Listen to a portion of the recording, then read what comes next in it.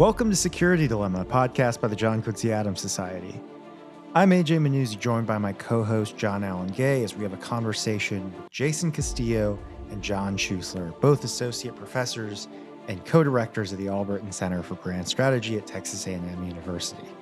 Prior to joining A&M, Dr. Castillo worked in the office of the Secretary of Defense's Strategy and Plans Office, as well as at the RAND Corporation. He's currently working on a book project that explores the military requirements of nuclear deterrence and U.S. nuclear weapons policy. Dr. Schuessler, meanwhile, previously taught at the Air War College, was chair of the Foreign Policy section of the American Political Science Association, and wrote the book Deceit on the Road to War, Presidents, Politics, and American Democracy. He is working on a current project related to whether the United States could tolerate rival regional hegemons. Interesting projects from both of them. Join us as we have a conversation today with Jasen Castillo and John Schuessler.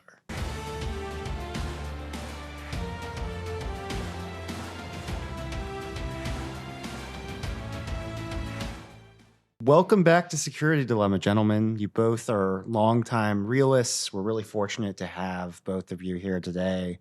What do you think realism has to say about the war in Iran today and the broader world that the United States faces? All of us realists believe there are limits to military power and the application of military power.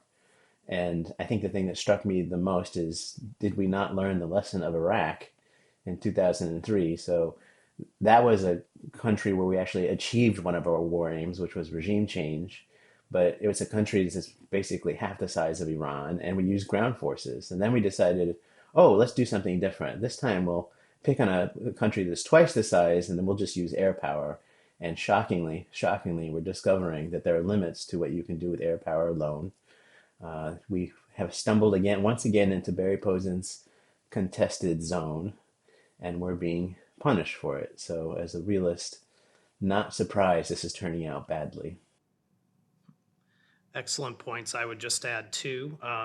The first is, if you're a realist, you ask hard questions about alliances and the extent to which they contribute to your interests. And so in this case, there's any truth to the argument, that this war was started partly because of, kind of an Israeli strategy to kind of weaken Iran. You have to make the argument how, what's good for Israel is good for the United States, or what's good for some of the Gulf allies is good for the United States. So that partly is reflected in the public political debate we're having today about that, however ugly it can get. The other point is, if you're thinking about core interests, core United States interests, one that's been, I think, widely conceded is a stable, secure supply of oil getting out of the Gulf.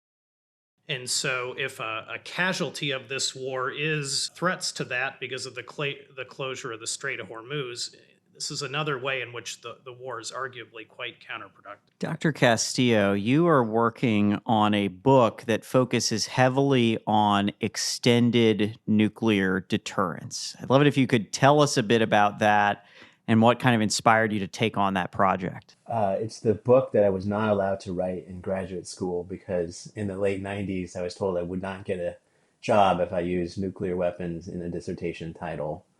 And so I've been thinking about these issues since I was a kid, and I was 10 years old. And the day after came out, and I had to say it's scared the bejesus out of me and led me down this path to work on security studies. And the question I asked were, what are the military requirements of providing a nuclear umbrella to our allies? And typically what you see are three sets of arguments. Everyone that trained me believes in the nuclear revolution and that the painful costs you can impose with nuclear weapons should be enough to deter not only nuclear war, but conventional war. And then there are other people who say, no, what you really need is the ability to disarm the opponent. And then the conventional wisdom in government is that you need what is called flexible response options to deny an adversary of their war aims. And so that's sort of the state of the art on nuclear strategy. And the argument I'm trying to make is that you have to look at what happens if deterrence fails. And if deterrence fails, I argue that you're not going to be able to control escalation. So that should tell us a lot about the policy. It should tell us two things. One is that it's a competition in risk taking. So you have to show the other side you're willing to run those risks, even though you think a nuclear war is unwinnable because you can't control escalation. And two, this is the subtext of the book, is that it should tell you something about grand strategy. It's a point that Earl Ravenall used to make about the Cold War, which is extended deterrence works because it's really dangerous, but you better pray that deterrence doesn't fail. So, and the thrust of the book is you really need to focus on theater nuclear weapons if you're worried about the credibility of your deterrent, because they create the instability that solves the stability paradox. And they're essentially a demonstration that you're willing to run military risk in order to protect adversaries in this dangerous environment. Yeah, I guess why do you think it's hard to control escalation? Like I'm thinking at the conventional level about some of the pre-2026 friction conflict between United States, Israel, and Iran, and it seemed pretty clear that those parties were at times very carefully controlling escalation. The Iranians had at least one attack that they basically signaled way ahead of time what was going to happen and when. The Israelis responded to an Iranian attack in one round with a very low visibility, but psychologically or strategically salient demonstration of their ability to take out Iranian radars. And the escalation control was basically working, I think you could say. Like the conflicts remained rather limited in scale. And I mean, I think that the latest round of conflict is different, but it seemed to me like there was controlled escalation happening between two countries that have a lot of power directed at each other and really hate each other. So when I think about this problem, I start from the first principle that comes out of the nuclear revolution, something I think those scholars got right, which is that these are qualitatively different weapons, which is why we make the distinction between nuclear weapons and conventional weapons. And flowing from that are two implications. They're qualitatively different in terms of the cost you can impose with them. And also, the people who make this argument won't like that I'm appropriating it, but I believe there's a nuclear taboo, that people think of these things as very frightening and we shouldn't use them. And so if you marry those two things together, they are qualitatively different. And then if you ask yourself, okay, what are the different pathways that someone makes a decision or nuclear escalation could happen? So there's deliberate escalation, and that was our policy in the Cold War, the so-called escalate to de-escalate. If we lose conventionally, we're going to deliberately escalate. Then there's inadvertent escalation. This comes out of Posen's ill-timed book at the end of the Cold War that says how you fight conventionally might look like the beginning of a nuclear war. Then there's accidental escalation, and I would footnote Scott Sagan's book, The Limits of Safety, that even in peacetime, the U.S. nuclear organization failed at least 60 times, depending on how you count. And finally, there's what your allies do in a war to cause escalation. And I think for me, those different pathways are all going to be present when nuclear weapons start to go off. And in particular, what I worry about is the deliberate escalation by those in the National Command Authority who will say, there's no such thing as a limited nuclear war. We have to limit damage to us. And that's a prevalent view in circles when people think about nuclear deterrence. And the United States pursues a lot of damage limitation capabilities. And so if you're in an exchange with someone, let's say it's the US and the Russians over the Baltic states, which is something I wouldn't defend as a good realist, but if you send me back to my cubicle and say you have to defend the Baltics, then I can envision some kind of Russian nuclear response as they lose a conventional war and then we're off to the races. I think there's going to be a lot of deliberate pressure to limit damage.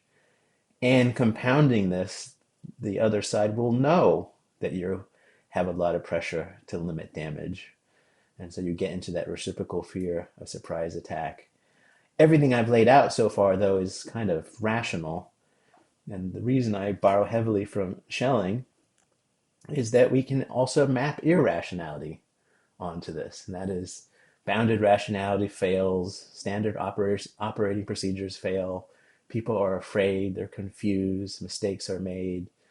So this is just an environment that is, because they're qualitatively different, ripe for uncontrollable escalation. I think it's baked into the cake. And really, I think if you ask policymakers, they understand this, because in the Cold War, they would say the following two contradictory things. Nuclear war is not winnable, but we're going to try. Yeah, and for the uninitiated among our listeners, a damage limitation nuclear strategy is you're trying to take out the other side's nuclear force before it can damage you. You're trying to limit damage to yourself by taking out as much of their nuclear capability as possible. And that creates incentives to act quickly. It sharpens the intensity, sharpens the timeline, encourages you to try to move first. There's a first mover advantage. Is that a good summary? That's a great summary. And the other side understands this. And people should appreciate that in the Cold War, this strategy made sense when we had a nuclear monopoly. And it made sense when we had nuclear superiority and the Soviets couldn't reach the American homeland. But as soon as they can reach the American homeland and as soon as they come to parity, damage limitation strategies, you might want them for a very bad day, but they look less attractive the bigger the arsenal of the other side. And sticking on that, this extended deterrence point, you mentioned we don't want to actually defend the Baltics, but if you had to, if you're like, hey, we are building a military and nuclear posture to prevent the Russians from making a move on, three very small countries that are right on the periphery of Russia, that are, where the United States has, pretty limited material interests. What does that posture look like? How do you build that plan? Years ago, I remember having dinner with a former ambassador to Latvia, Larry Napper, and he was a colleague of mine at the Bush School, and he was very excited that the Baltic states were in NATO. And I said, how are you going to defend these places? Don't you remember in World War II, Army Group North disappears because it's very hard to defend these three countries? What we've done is expanded the alliance, but didn't expand the commensurate military capabilities to keep up with those commitments. So what is NATO's policy today? Well, the big fear is that the Russians will do in the Baltics what they did in Crimea, which is called limited aims or smash and grab, bite and hold strategy, which means NATO would be on the offense to take territory that's been seized. And this is very difficult. And the best way to defend against that is forward defense. So you put forces, like in the Cold War on the inner German border, you put forces right up on the border so you're not vulnerable to this strategy. But NATO's strategy, because this is labor intensive and resource intensive forward defense, they use mobile defense. So the cavalry will come to the rescue and eject the Russians. That's the strategy. And in that scenario, that the first Trump NPR and Biden's NPR, frankly, were worried about that. Nuclear posture review. Yes, not National Public Radio, but you can read it with the same NPR voice. And this is the concern that Bridge Colby has in his strategy denial book. And if you think we'll win conventionally, that's going to give Russia great incentives to use nuclear weapons first. And if I were targeting for the Russians, so they gave me lucrative foreign consulting money, I would say, don't do a demonstration attack. Use limited nuclear weapons to attack American maneuver forces and prevent us from operating conventionally. And then you go to the cupboard and say, okay, what do we have to respond with? And this is what the last two nuclear posture reviews were pointing out. There's not a lot in the cupboard between doing nothing and strategic nuclear force. Now, turning over to Dr. Schuessler, you were working on a book on rival hegemons, the emergence of dominant superpowers in critical regions around the world. And if anyone listening, if you're an offshore balancer, you say, okay, this is unacceptable. I mean, John Mearsheimer would be kind of, I think, the most famous example of someone who advocates that you cannot tolerate the emergence of a rival hegemon. And therefore, your foreign policy, while it might not be nearly as forward-leaning as the kind of primacist paradigm that has ruled the roost in Washington for a long time, there are still a good number of things you would need to fight over. And in fact, in Mearsheimer's case, he's concerned that China might be approaching that point. I think he even sees it as almost inevitable. And you're challenging that assumption. So tell us about that. I am. And you set the table well in the sense that during the kind of war on terror years, it was easy to see the gulf between restrainers and prevailing grand strategy because pretty much anyone from offshore balancing anywhere to the left agreed that the United States should not be taking on regime change missions in the Middle East, getting mired in prolonged occupations, etc. But what that obscured or concealed what were disagreements among those, I would say, in the realism and restraint community about, how to think about great power threats, specifically, the rise of a peer competitor or rival hegemon to the United States.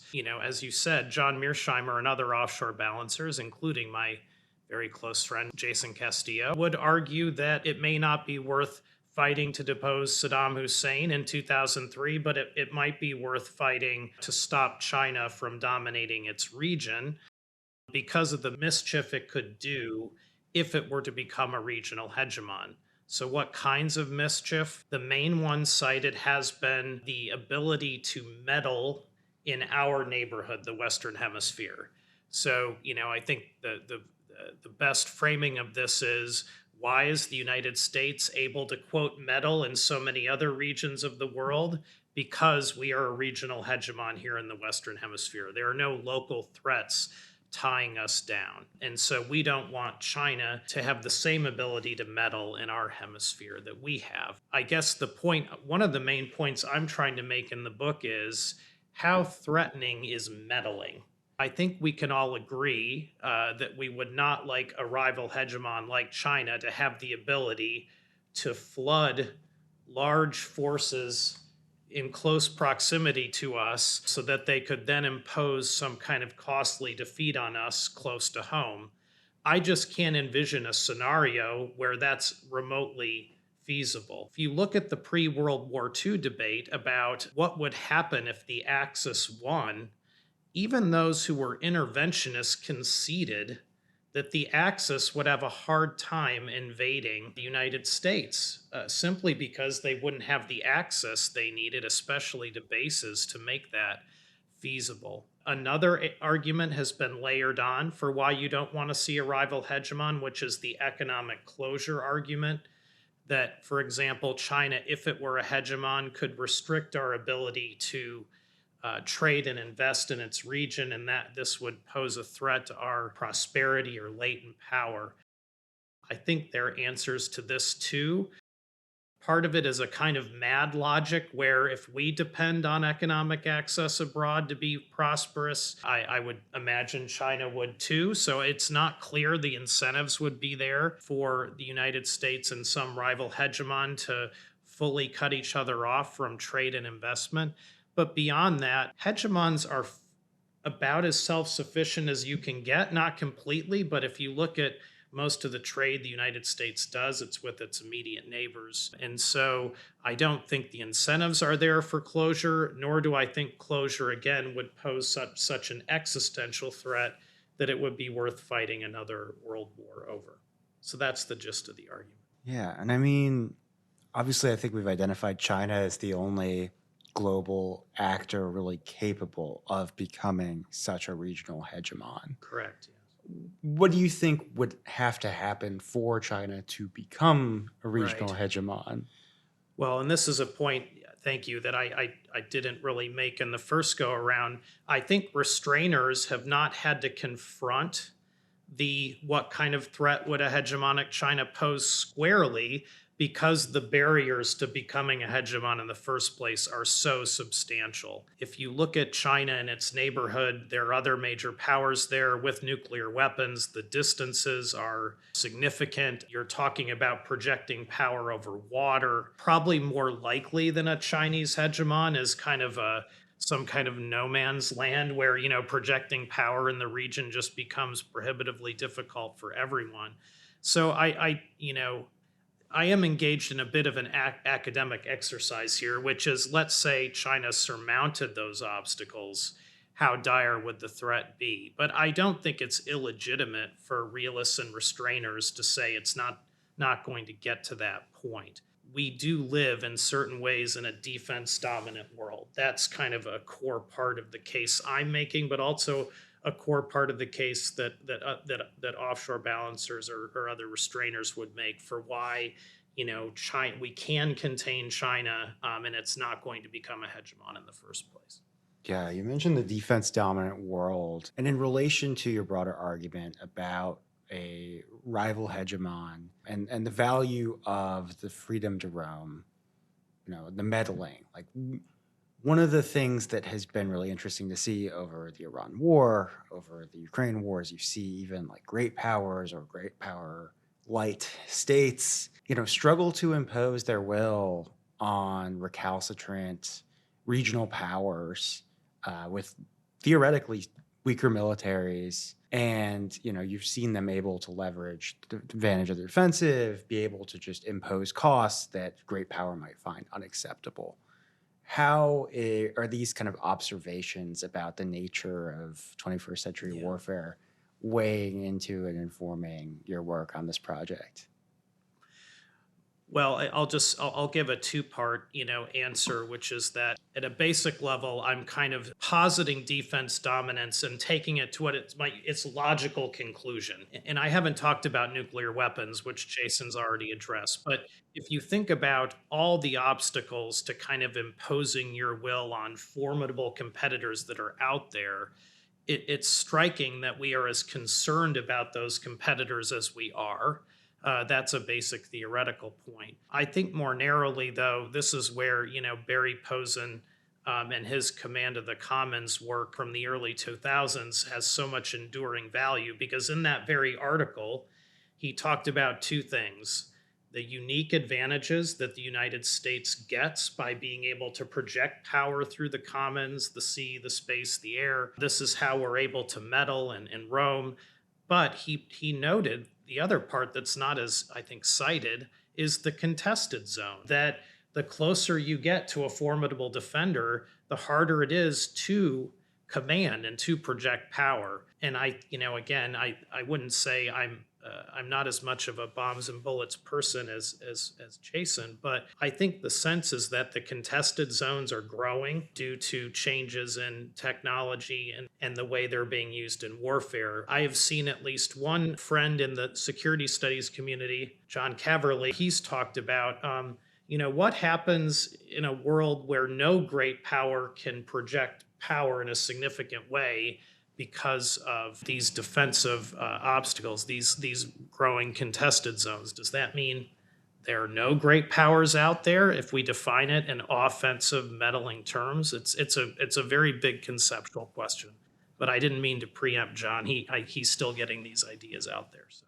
Hey folks, exciting news. The John Quincy Adams Society is pleased to announce its 2026 summer conference for early career professionals and college students. Participants spend 4 days engaging with thinkers, practitioners, and scholars. It's an opportunity to step back and examine some of the big, fundamental questions about American foreign policy at a time when those questions are more pressing than ever.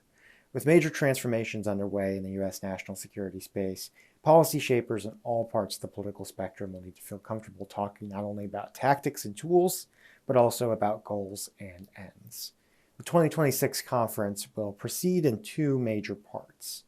First, our participants will talk grand strategy, a state's theory of how to cause security for itself. This Morgenthau Grand Strategy Seminar centers on small seminar-style discussions with rising international affairs scholars, conducted in partnership with the University of Notre Dame's O'Brien Notre Dame International Security Center. The program bears the name of acclaimed realist IR scholar Hans J. Morgenthau. Participants come away with a richer understanding of what grand strategy is, theories that can animate grand strategies, and applications in key regions and issue sets. This comprises the first evening of the conference, the second full day, and most of the third day of the summer conference. Second, participants will dive into policy and practice. They'll take part in a crisis simulation that puts them in the shoes of key decision makers. They'll hear from bipartisan panels of experts on pressing topics in U.S. national security, including dissections of the latest conflicts and their meaning for U.S. strategy and security. They'll connect with professionals who can share secrets of success, and they'll do all this in a cohort of their future peers, current and aspiring U.S. foreign policy professionals. This comprises the third evening and the closing fourth day of the conference. If you're interested in applying for the 2026 summer conference, don't miss out. Go to jqas.org/2026-summer conference. We'll post the link in the show notes, and we look forward to looking over your application. Thank you, and now back to the show.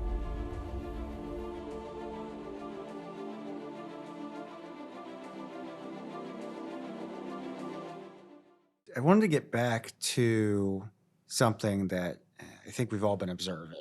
Yet another administration gets bogged down in the Middle East, embraces elements of primacy in its strategy. On a fundamental level, I know you guys have worked on some projects like the Competing Visions of Restraint. Why do you think it is so difficult to change American grand strategy as folks that are involved in that struggle? I think two reasons. One, we're very powerful, and powerful countries can do stupid things. And two, I think the discourse is dominated by, as I tell my students to make them upset, the Eastern establishment. And what happens is they go to undergrad institutions and they get a heavy dose of liberal internationalism, and the American way is the only way, and the use of force is not hard, and technology can triumph over politics and nationalism, and that the use of force is easy. So those are two lethal combinations that I think played out during the unipolar moment in the global war on terrorism and continue to play out. Part of me is, the pseudo-intellectual part of me is outraged that we tried to bomb our way to success in Iran. But I should know better, right? Because this is what powerful states with bad ideas do.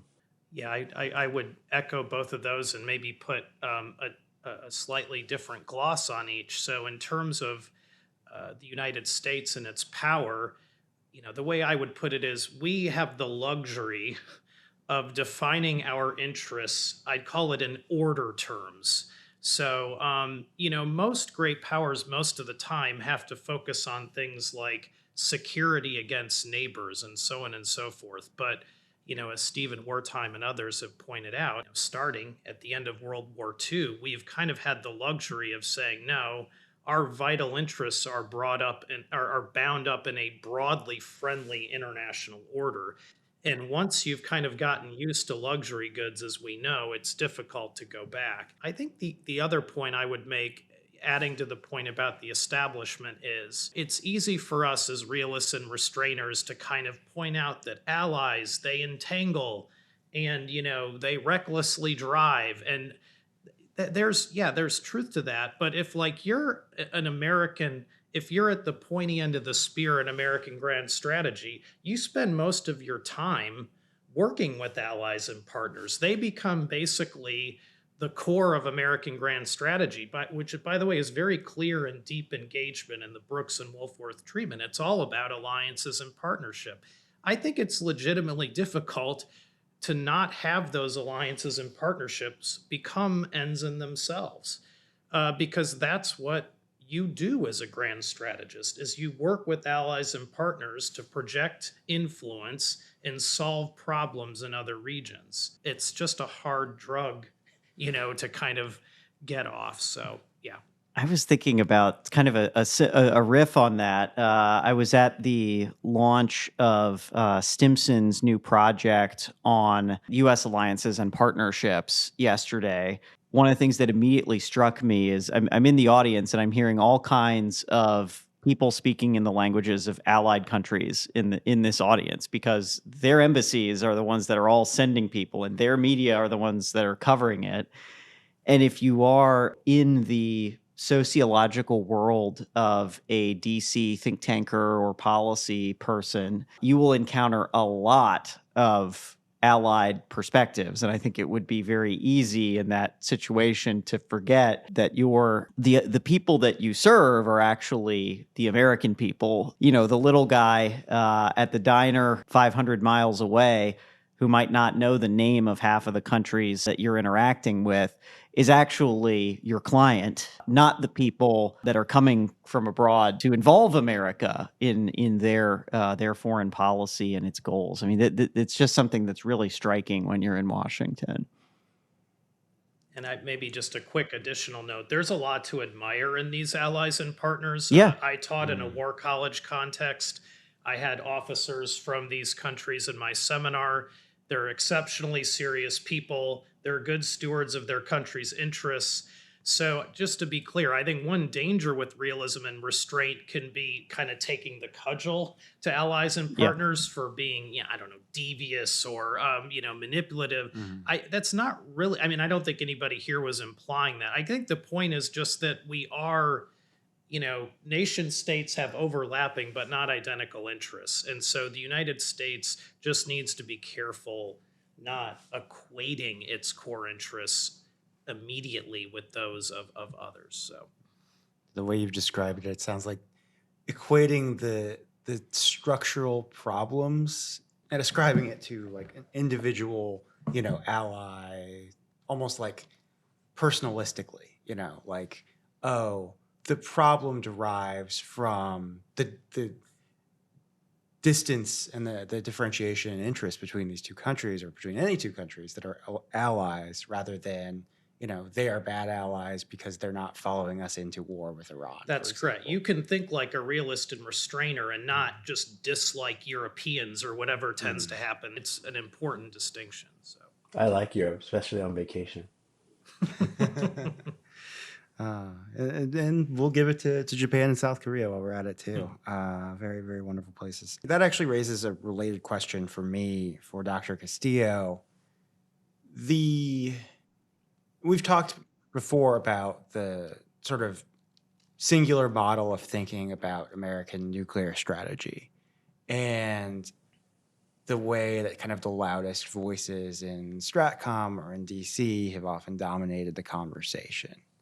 And I know you do work premised on changing the conversation, connecting with people who perhaps might have been a part of these discussions, but that have an inclination to maybe go about it a different way. And I'm just curious how sociologically, the dominant way of American thinking about nuclear strategy has come to be, and what actually like a better alternative would look like. I think the evangelical motivation behind my work grew out of time when I spent in different think tanks, like the Institute for Defense Analysis and RAND, and I did a stint in government. And the sociological pressure you talk about, it's almost Foucauldian, right? You can't talk about certain things, right? I like to think about it as this is how the adults think about things, right? So if you don't have the same idea, then, let the adults think about these things. So you can see this on grand strategy, but you also see this on nuclear strategy. And there are actually two dimensions to it. One is what the conventional wisdom is, and two is the perennial tension between civilians and the military on nuclear issues. But on that first dimension, what I'm trying to say is you can extend deterrence. I would have extended deterrence to West Germany in the Cold War. But what you need to know is that it's not cost-free. And by cost, I mean the cost of war will be really high. And we should be under no illusions that extending deterrence is easy, which is the insight of the nuclear revolution, right? This should all be easy. If it just wasn't for the military-industrial complex, nuclear deterrence isn't hard. I don't believe that. I also don't believe you could disarm the other side. So people need to understand that this is a really dangerous way to think about things. So that's the first dimension. But then there's another dimension, which we see playing out constantly throughout the Cold War, even today, between, let's roughly call it the military, although I know some people who are not in the military who have this view, which is what we need to pursue is the capability to limit damage. Lots of counterforce, lots of missile defense, lots of ASW, lots of space ninjas and cyber this and left of launch.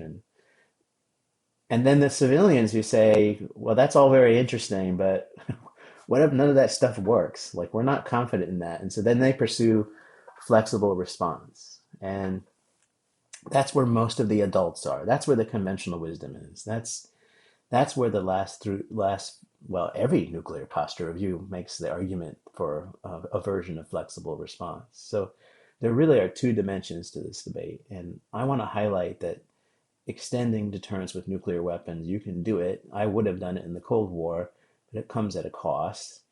And there's a debate between military people and civilians about how to do extended deterrence. Last thing I will say is we're going to come into a big shock as the world approaches, at least at the nuclear level, three peers, a Russia, a US, and a China, who are all equal. Good luck to people who want to pursue damage limitation in that worldview. But they'll still try, and because they're the adults, they understand these things. Speaking of limiting damage, the Trump administration seems to be charging ahead with the Golden Dome missile defense system.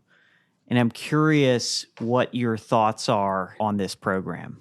Well, it's good to have a rich fantasy life. And I think it's important to, I think missile defense had a role when it comes to accidental launches, which we see in that, the terrible Netflix movie, House of Dynamite. That missile defense could have played a role in that kind of scenario. But the idea that you can build defenses and have perfect defense and break out of mutual vulnerability with an adversary, break out of, if we are in MAD, break out of MAD, but better just to say mutual vulnerability.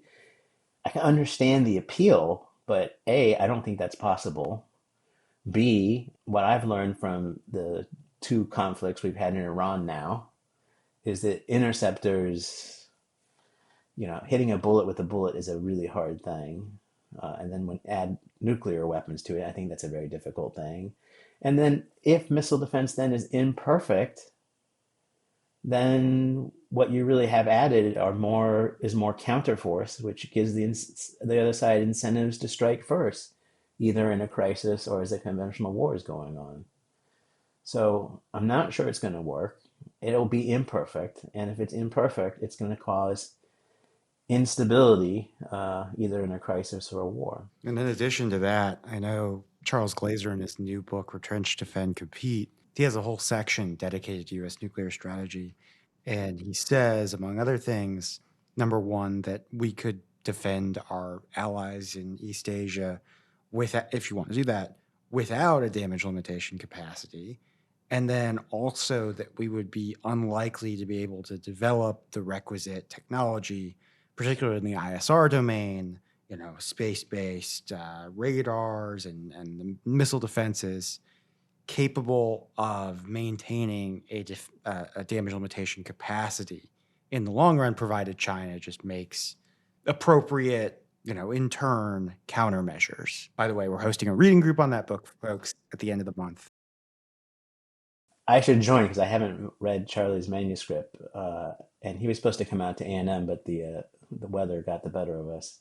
I learned a lot of these issues on Charlie's knee as a grad student, and I understand his perspective. It's straight out of the nuclear revolution, right? You can draw a line between Glazer and Bernard Brodie, Bob Jervis, and of course he would eschew damage limitation. I think that one problem with that is that that's not going to excite the Japanese, right?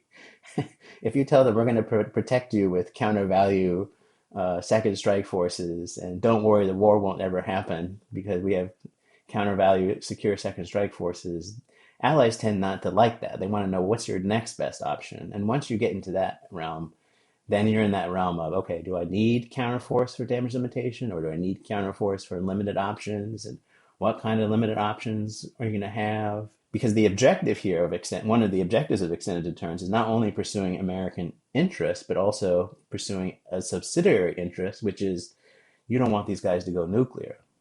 So if you don't want Japan to go nuclear, exactly.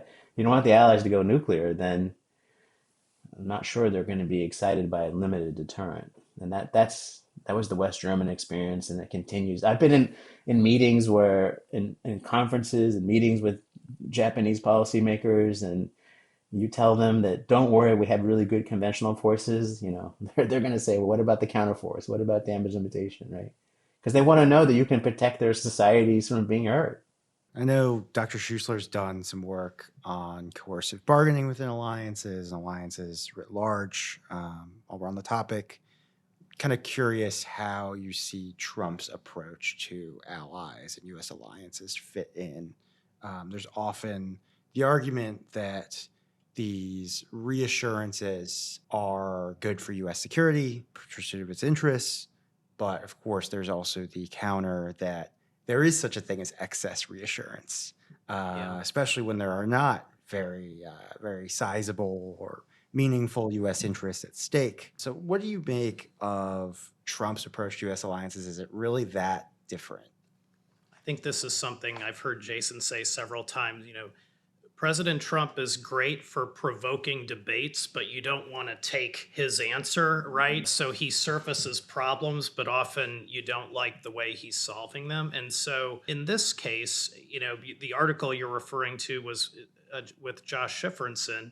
And the point we were making is in the early Cold War, there was a fair amount of rough bargaining going on within NATO, where there were explicit threats, made by the United States that we'll consider leaving if you don't make more progress on European integration, or if you try to kind of usurp our predominant role in deciding when to go to war and things like that. But the end goal was kind of a vision of a balance of power in Europe with at least some American backstop. And we were frustrated that the Europeans weren't kind of playing ball with that vision. My sense is that the president really doesn't have kind of a strategic vision in that sense, beyond the fact that, alliances are kind of some kind of protection racket that we should be kind of getting paid better for. But again, without beating up on his, grand strategic acumen, I do think there's a category difference here where there's no downside to being rough with allies if you don't think they have a lot of value to begin with. If you think that, for example, if you don't buy my argument about rival hegemons and you do want to prevent the emergence of a Chinese one, you're going to be very interested in maintaining a baseline level of health in your East Asian alliances, which you can't really do by being flippant about, well, if the South Koreans don't pay more, we're leaving. Again, you can say those things in private and try to reach more balanced understandings like with Japan, but you don't obviously you don't insult them and communicate that there's no value to begin with.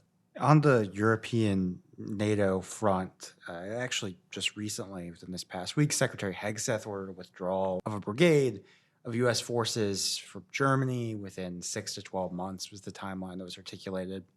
And Trump, when asked about it, expressed a desire to go further. The move also cancels a planned deployment of a long-range fires battalion that was, I believe, set to go into effect next year as part of the 2024 NATO summit.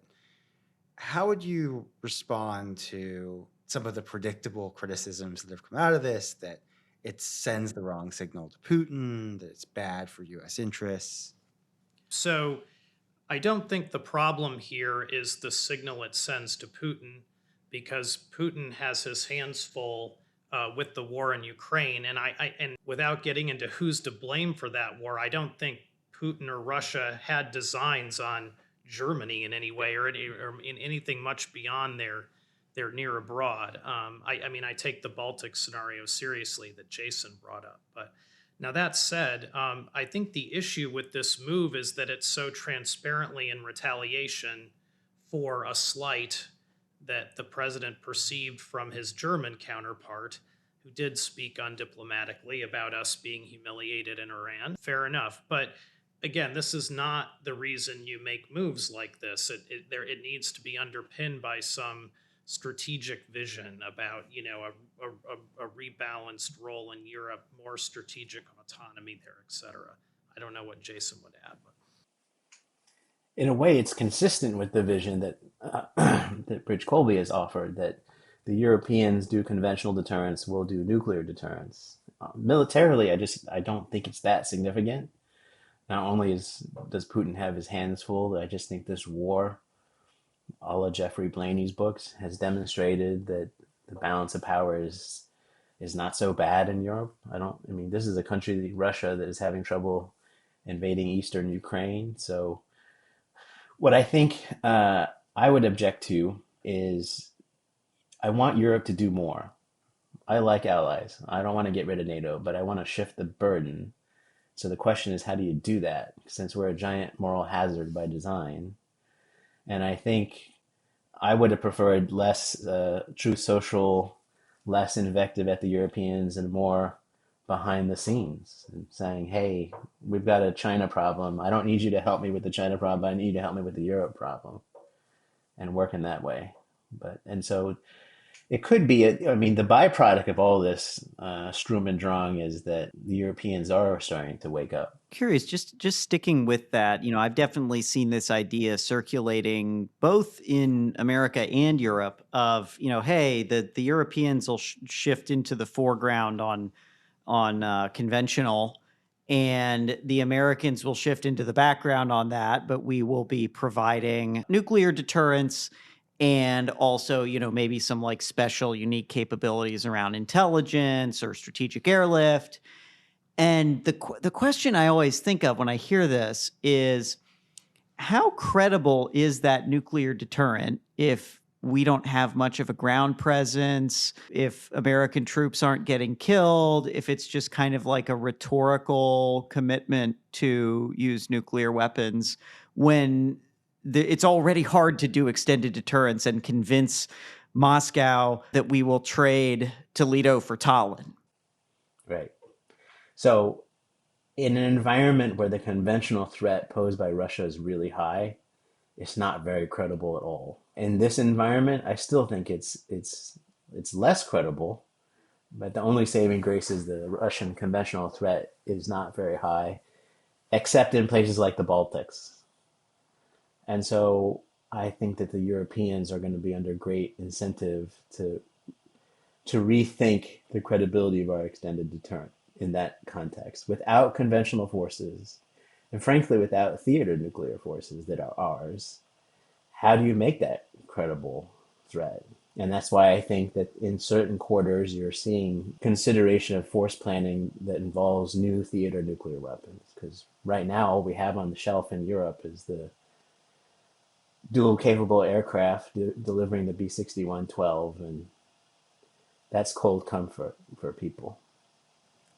I said this twice at the European Defense College and was not invited back a third time. So they're missing out. Maybe to close out here, if you're both on the faculty at Texas A&M's Bush School, and for years we have been recommending young people looking at national security graduate programs go to Texas A&M in College Station at the Bush School. Tell us a little more about that program, because I imagine you agree with us that it's a great program that people should study at. And you cannot walk 15 feet in realist world in Washington without bumping into at least 3 people who are alumni of the Bush School. And I get the sense you also get inducted into the Aggie cult, which is its own asset professionally. John, why don't you start? All right, sure. So yes, the Bush School is a policy school. Although we've grown, we now include the Department of Political Science, and we now have an undergraduate major. So young people as young as 18-year-olds can come and get a BA in International Affairs. But I think you're more referring to our master's program, which has been a heavy feeder into DC. We have a number of strengths, including intelligence, but our corner, Jasen and I's, is, you could call it hard security, great power politics. And so students are going to be exposed to some international relations theory, some grand strategy, some bombs and bullets, military power stuff, some history, yes, some economics and statistics too to round out the toolkit. And then there's also a regional component if you're interested, China, the Middle East. So it's a nice, well-rounded program, ending with a practical exercise, a capstone. I think Jasen can tell you more about that because he's been heavily involved. Yeah, I always tell people there are several advantages to coming to College Station for 2 years. And I know that's a hurdle, right? How can I do policy if I'm not in the imperial capital? But several reasons you should come to us. We're small. We're like Prussia, right? We punch above our weight. Because we're small, students get more attention. I was an adjunct at Georgetown when I worked in government. And I will tell you that for every regular faculty in the security studies program, there seemed to be like 10 adjuncts, and I never had an office. So we're in a different environment. We also are profoundly cheaper than our competitors, which is something to keep in mind because, as our namesake tells us, public service is a noble calling. And the Aggie network, as John Gay laid out, is formidable. I had some meetings at the IAEA in Vienna that I wanted to attend, and I couldn't get anyone's attention until I told them I was from Texas A&M. So that's quite powerful. And lastly, we do this thing called capstone, where you don't take a final exam, you don't have oral exams, but you do a group project for a real world customer. And my customers have been the RAND Corporation, DoD, back when it was DoD, and this year was Sandia National Laboratory, and we worked on the question of, can Europe defend itself? Awesome. Very cool work. Thank you again for coming back on Security Dilemma, Dr. Jasen Castillo and Dr. John Schuessler. It's a pleasure to have you. Thank you so much. Thank you so much. Take care.